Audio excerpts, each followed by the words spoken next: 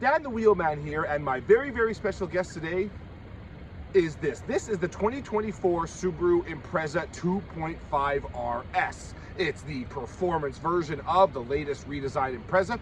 Looks pretty cool. I like the red paint, black wheels are nice. The overhang here is a little on the long side, but otherwise the dimensions are overall pretty compact. Got a little subtle spoiler on there, some other kind of features we'll get into throughout this video, but it's a pretty cool looking thing. All-wheel drive is standard, flat 4-cylinder power as standard as well, and I'm looking forward to seeing what this is all about. The RS name has some fame in the world, not just of the Subaru, but in general. We know about RS and what that usually means in the world of cars. So let's see how this latest RS model from Subaru stacks up.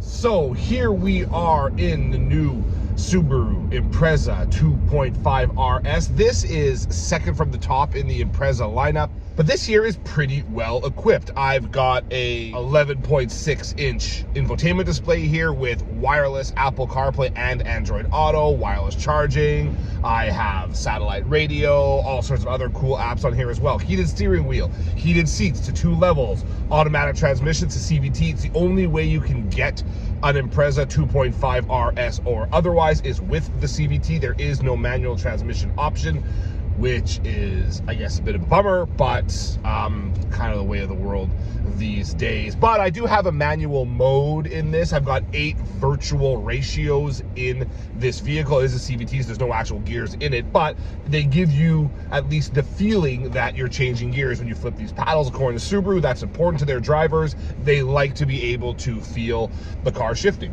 So be it. There you go. This being the new model, there's more space inside than there used to be, and that's especially noticeable in the back seat, which is incredibly roomy. I don't have the numbers exactly, but I've sampled pretty much every vehicle in this segment, and this one feels the roomiest back there, that's for sure. They've done a good job with the back seat of this. They've really kind of wagonized this hatchback vehicle. And, you know, it stands to reason this does share a body with the Crosstrek. The Crosstrek is a vehicle meant for younger families. It's kind of a crossover. So families like that, they need a little more space in the vehicle. So the Impreza, I would say, benefits from being matched with the Crosstrek. Red and black seats in here with a high quality cloth, which I think is cool. I've got these red bezels around the gauges here. Pretty cool red stitching on the steering wheel. It's a neat looking interior. And of course, on top of that, you've got all the stuff in addition to that big display we talked about that Subarus have become known for, namely the EyeSight system, which gives you forward collision alert, adaptive cruise control, all that kind of stuff. I've got lane keep assist and all that kind of stuff too. The only trouble is, as has been the issue with Subarus in the past, I have to modify all of that through the infotainment display here. There's no hard buttons for any of that stuff at all. As I look around here, no, there are no hard buttons for any of those things. If you want to turn any of that stuff off, you got to do it through here. Look, I understand why they do it. It's less expensive, keeps everything centralized, that's fine. But it just takes more steps to do stuff. You don't want to have to be doing more steps when you're driving a vehicle on a windy road. You want to be focused on the road. You don't have to be shuffling through the menus here in order to turn off your lane keep assist, which is something on a windy road you'll often do, because lane keep assist systems get kind of bluey on windy roads. They start to think you're coming out of the lane when really you're just maybe coming a little bit too far on the apex, and you always want to turn those off in those situations, because they're annoying otherwise, especially if it's active, as this one is. It starts taking your wheel and kind of moving you back in line, which you don't necessarily need on a windy road. So it's a double whammy, because you don't need on a windy road, but on a winding road is the hardest time to adjust this, because you're turning the wheel and you're playing with all this. So tune all that before you set out, I guess, is the moral of the story there. Let's go back to that 2.5 RS nomenclature for a second. Those who love Subaru and Subaru Imprezas will remember the original 2.5 RS. That's the vehicle we got in North America before we got the WRX. So it was kind of it was in the late 90s. It was kind of the WRX light version of the Impreza. It got some bigger brakes, special wheels, some special body clad. Looked like a WRX, but we weren't getting the WRX then, so instead we got one that at least looks like it. So in that light, what they've done, this RS is similar. They've given us some special wheels. They've got fog lights. You have they've got the dark black trim on the rocker panels, on the grille, on the wing mirrors as well. Looks like quite a cool car. I like this bright red. Reminds me of the vehicle driven by Baby in Baby Driver. Of course, that was an STI sedan, I believe, but still the shade is similar, and I think it looks good. It's not the deepest color in the world, but it's definitely eye-catching, and that's fine for a vehicle like this. Otherwise, though, not much difference. Doesn't sit any lower than a standard Impreza does. Doesn't have anything like that going on for it. It's really just a cosmetic situation. Now, of course, this being a Subaru Impreza, symmetrical all-wheel drive comes as standard. It's able to shuffle power to all four wheels depending on which one needs it, and it's really responsive as a result. I have a 2.5 liter flat four with 182 horsepower and 78 pound-feet of torque. There is a smaller 2-liter engine that kicks those power figures down to the 150 level or so. So this is the bigger engine, probably the one you want to go with. Just because, look at this, even the power figures of this one aren't exactly exorbitant. Wouldn't describe them as that. So to think what would happen if you lost about 30 horsepower and 30 or so torques as well, I'm not so sure. But so this is probably the way I'd go, and especially considering you can get it for about 34 grand. That's not that much more than it costs to get the standard Impreza. This is probably going to be the one that they sell the lion's share of. I wouldn't be surprised, and for good reason. Before we get out on the open road and talk about how this performs in that situation, we're here in the city of Vancouver, and I gotta say, this is a really good ride here in town. You know, in this city, like Vancouver, like any other big city, there's sewer covers everywhere that are rising out of the tarmac. You've got bumps, cracked pavement, all that kind of stuff. This handles all that beautifully. It rides really, really luxuriously, and it's quite quiet too. I think helping contribute to that nice quiet interior I have is the fact the engine is mounted so nice and low in the chassis there. It is a flat motor, so you don't have that churning away kind of right ahead of you. Plus, that gives you a better view out forwards. But what I definitely know helps that with the new design of the Impreza, they've also made it more aerodynamic. That means better fuel economy and a quieter operation as well. It really is nice and quiet in here, and so smooth and very easy to thread in and out of traffic, very easy to park. We talked a little bit in the intro about how the front overhang is a little bit long, and it is, but it's more when it comes to styling, you notice that. Not so much when you're trying to park or something like that. You can thread this in some pretty tight spots pretty easily, and I'm a really big fan. Coupled with the spacious interior and the really good view out there, you get quite a tall greenhouse here, big windows on the side. This is a really good city slicker of a car. In addition to the great ride, these seats are super comfortable too. Really nice support around the hips, nice cushioning on the bottom. They've done a good job there. Plus, they look cool and are made with that nice, high-quality fabric. Do I prefer leather to fabric? Usually I do. It's easier to clean, but cloth stays warmer in cool weather and cooler in hot weather, and that's important.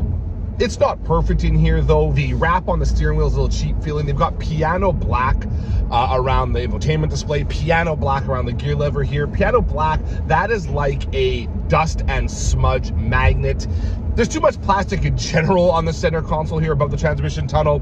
The windows, the seat warmer switches are kind of old school, more cheap plastic here. Don't love that. At least they don't have piano black around the door releases here. That's good. It's just kind of matte finish, which I like. Plus some fabric, which is good. Some leather as well. That's okay. Just a little bit too much plastic overall for my liking. Speaking of that piano black wrapped infotainment display, it's great that it's well sized and CarPlay takes up most of the screen and it's wireless and all that kind of stuff. But man, does it ever look cheap and old school. It looks like kind of a child's toy version of an iPad, and an infotainment system circa like 2012 got together and did some things, and this was the end result. The plastic on top feels cheap. The graphics are too big and cartoony and kind of low res-ish. It's responsive enough, and that's great, but it just looks really, really old school, especially compared to, well, pretty much all of the competition. So yeah. But then again, this is a car that costs $34,000 thereabouts, comes very well equipped, and I'm sure there's plenty of people that are willing to sacrifice a few high quality plastics if that means getting them more features for the money. So there are no drive modes per se in the Impreza. I've got transmission mode, there's intelligent mode, which is what I was in the city, but now I'm going to press this button on the steering wheel. Now I've got sport mode, or SI drive, whatever you want to call it. Quicker throttle response, which is rather nice. I'm on more of a B road now. Really nice handling out here too. The steering is very direct. What makes it easy to move around town and drive thread through traffic in the city and so on, is translated well to some quick response through the turns here, which again, for a vehicle with the name of RS, which is rooted in history as a more kind of performance-oriented model of an otherwise pedestrian vehicle, it's nice to have that kind of steering response. Yeah, it's got a manual mode, and you can hear it kick down when you do flip these paddles here, and it gives you some response too. It gives you some accelerated response, which is good. It's not a replacement for a manual transmission by any means, and it doesn't feel quite as whip snap as does a proper auto, or as a proper auto would, but it's still nice to have, and the response to the paddles is pretty good. I'm not going to spend a lot of time in this mode. I haven't throughout my drive. I've been mostly in automatic, but I do like the handling stays nice and flat through corners here. But it's all that. It's all kind of nice. It's not committal either way. It's not super performance oriented, and while it does have a pretty luxurious drive, you don't always have the acceleration that you might want with this CVT transmission, and with that 180 some odd horsepower, 178 pound-feet of torque. Those are not huge power figures, but they get the job done on the everyday, to be sure. But the problem with that is it's called RS. That is a pretty highly lauded name in the Impreza world. It was basically a WRX before we got a WRX. That is a performance-oriented car. Is that kind of refinement that you do get here, is that what you want from something called RS? Or would you rather a little more power, maybe a turbocharger, maybe some firmer suspension, all that kind of stuff? And that's the trouble I have here is, yeah, it's cool that we've got this name, but it's kind of a bit of a smoke and mirrors situation. I mean, you can't get a manual transmission either, so there's that gone. The power figures are fine, but a lot of the competition makes more, one of which we're going to talk about in just a moment here. So do you want the refined drive? You can get a refined drive from a base model Impreza, which has maybe less power, but you still have all the new the new front fascia, the more air, all that kind of stuff.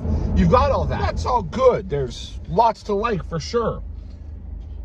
But the thing is, the Impreza is no longer alone in this world of compact all-wheel drive. And we're not even talking about high-end stuff like the VW Golf R, for example. We're not talking about the Honda Civic either, because the Civic Si or the type, they don't have all-wheel drive. We're not talking about Toyota Corolla hatchback, because you can't get that all-wheel drive unless you buy the GR Corolla for $900 million, whatever they're going for these days. No, there is a car out there that might be able to bring the fight to this Impreza, unlike pretty much anything before. And here it is. It's none of those fancy things. This is the Mazda 3. This is the Mazda 3 sedan GT with the turbo engine. You can also get a hatchback like the Impreza, and you can get it with a non-turbo as well. The non-turbo is going to run you about 36 grand thereabouts, and it will give you more power than the Impreza gets. 186 horsepower, 186 pound-feet of torque, up against, with the Impreza, as we said before, 182 horsepower, 178 pound-feet of torque. The turbo model I have here, obviously, is going to be quite a bit more. It is 250 horsepower and 320 pound-feet of torque, which is pretty great, and about 37, 38 grand. So not as much more than the naturally aspirated car or the Impreza as I originally thought it would be. By the way, that torque figure drops something like 310 if you don't use premium fuel, so you want to keep that in mind. Mazda's very clear on that, which I applaud them for, actually. Not quite as roomy in here as it is in the Impreza. As far as interior space goes, by the way, I know this is the sedan. It's about the same in the hatch. There's a little more cargo space, of course, in the hatch than there is here, but otherwise, it's pretty much the same, and that means they both have some pretty cramped rear seats. This car has nothing on the Impreza when it comes to interior room. Not many cars do out there, to be honest. So a little more cramped, but it's a very high quality interior in here. Leather on the dash here, nice leather wrap on the stereo, some contrast color stitching, which I wish was a little brighter in color, like the red in the Impreza looks really good. Leather seats here, really, really nice. The gauge cluster has some digitization on the central gauge, on a couple of analog gauges on either side of that. Looks not too flashy, but it does look classy, and I rather like it. The infotainment system, though, like the Impreza, I don't love all that much. The Impreza looks a little cheap, and so on. This one here just looks kind of meh, kind of boring, and it's navigated mainly with this control wheel down here. It becomes a touch display when you use Apple CarPlay, which is wireless in this vehicle, by the way. Somewhat touch oriented, but otherwise you're using the wheel, and that's not great. It's not the easiest thing in the world to navigate, and the trouble is twofold, because now that you've got this wheel down here with a bunch of buttons around it, it takes up real estate on top of the transmission tunnel, real estate that could be used for maybe an extra storage bin, which this vehicle could use. I have 2 cup holders, I have a wireless charger down there, which is great. I guess you could use it for storage, but it's not that kind of grippy, and then you don't have access to your wireless charger. There's a bin here, but it's not that deep, and kind of a pain to operate, actually. So the Impreza kind of wins on that. Interior room in general, the Impreza wins. Interior quality, though, I'll take this one here. This is fantastic. Quite quiet in here as well. Very, very quiet. Very smooth riding. A little firmer than the Impreza. It is that, but yeah, really high quality. More cramped than the Impreza. Storage isn't quite as good, but if you're a 2-person household, maybe a 3-person family, this would do just fine when it comes to space. And of course, then you've got the hatchback option as well. And I've got all the comfort stuff. The Impreza has 2 heated steering wheel, heated seats, adaptive cruise control, lane keep assist, all that stuff. Got that here too. And unfortunately, like the Impreza, a lot of that has to be kind of tuned or modified via the gauge cluster here, or the infotainment display. There aren't any hard buttons for your lane keep assist and all that kind of stuff. I really wish OEMs would go back to that. It just makes driving so much easier and safer. And it looks awesome outside as well. I love the wheels on this. The soul red paint is great. The stance is perfect. The headlight design, the 5-point grille, the taillights, all of that. The Mazda 3 is, in my opinion, unequivocally the best looking compact on the market. And I say that without a degree of hesitation. Better than the Civic, better than the Impreza, Kia Forte, all that kind of stuff. This is the best looking. It looks so cool, and the hatch looks even better. It's got kind of a nice long hood, looks almost rear wheel drive as a result, which of course it is. It's either all wheel drive or front wheel drive, but it looks great. I love the look of this car. Mazda's styling is just otherworldly. They do so well with that kind of stuff, and that's obviously translated down here to their entry-level model. This being the turbocharged version of the Mazda 3, of course it's going to feel faster in a straight line than does the Impreza. But as I said before, even the non-turbo version of this car makes more power than the Impreza, more torque. So this is going to feel faster, but I'm less concerned about that. I'm more concerned about the handling. To me, what makes a car fun, yeah, power is part of it, but for me, it's about the drivability and the handling. And this one here is awesome. The suspension is, yes, firmer than the Impreza, but there's less body roll as a result, less dive, less squat when you accelerate, when you brake, and so on and so forth. Great steering, very little dead zone here, really responsive, some nice feel through the wheels, some really good weight to it. Just drives in a more quality manner, does this Mazda 3 than does the Impreza. Plus, you've got manual mode, and you can feel the difference.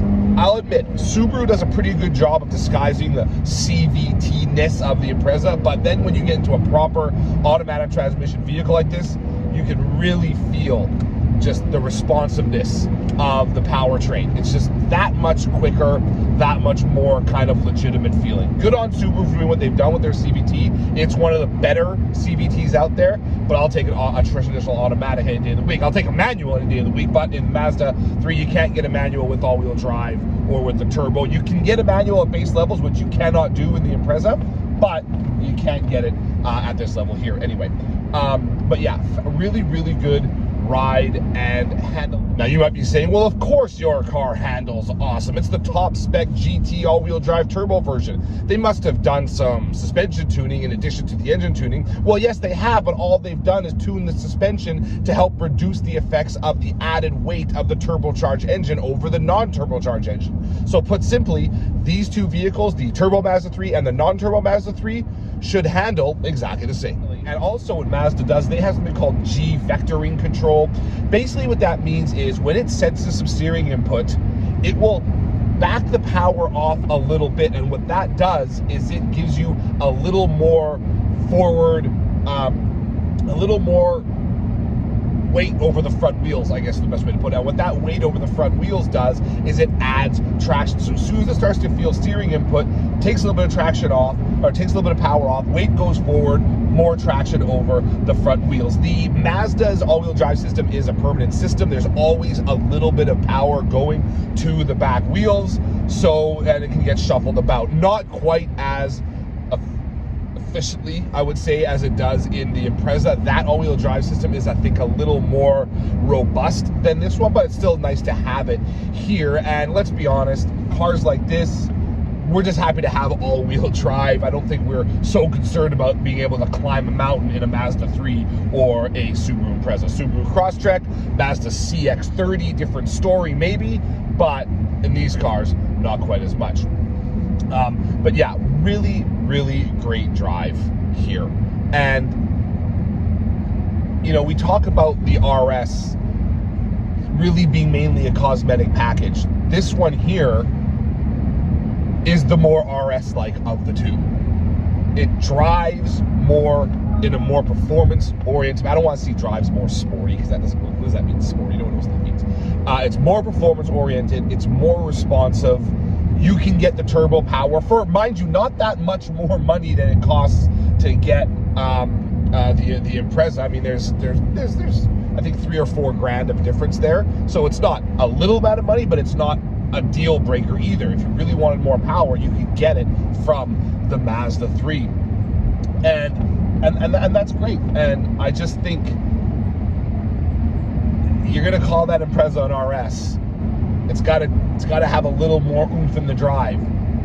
It has a little, not a lot. This one here is the RS. This one here drives like I think something with the RS name on it should drive. Don't get me wrong though, I really do like the Impreza.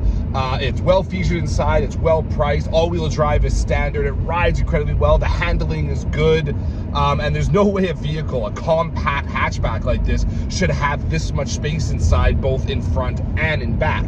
I just have trouble calling it RS. This model just isn't really befitting of that. I had higher hopes for that. I thought it'd be a little more intense, but again, when the original 2.5 RS was here, it was really a WRX light. And what it did do, not long after the 2.5 RS was here back then, the WRX did come. Now, right now, we have seen no official word, as far as I know, on a new WRX Impreza coming anywhere in the world. But if history can be our guide, then perhaps this could be a preview of a more performance-oriented vehicle coming down the road next year, year after, maybe a hybrid, something like that. But for now, this isn't quite RS-like, in my opinion. Should be a little stiffer, maybe a little more power. That's RS. This one here is more of just a cosmetic package, and that's what it is. Subaru will say that's what it is. But you shouldn't call it that then. Indeed, if you want an RS right now, buy the Mazda 3. Thank you for tuning into this review of the 2024 Subaru Impreza. Hope you enjoyed it. If you haven't already subscribed to the channel, please do. If not, no hard feelings, of course. You can follow me on Twitter at Dan the Wheelman, and on Instagram at, the app formerly known as Twitter, at Dan the Wheelman, and on Instagram at Dan the Wheelman as well. So until next time, thanks for tuning in, and sayonara, folks.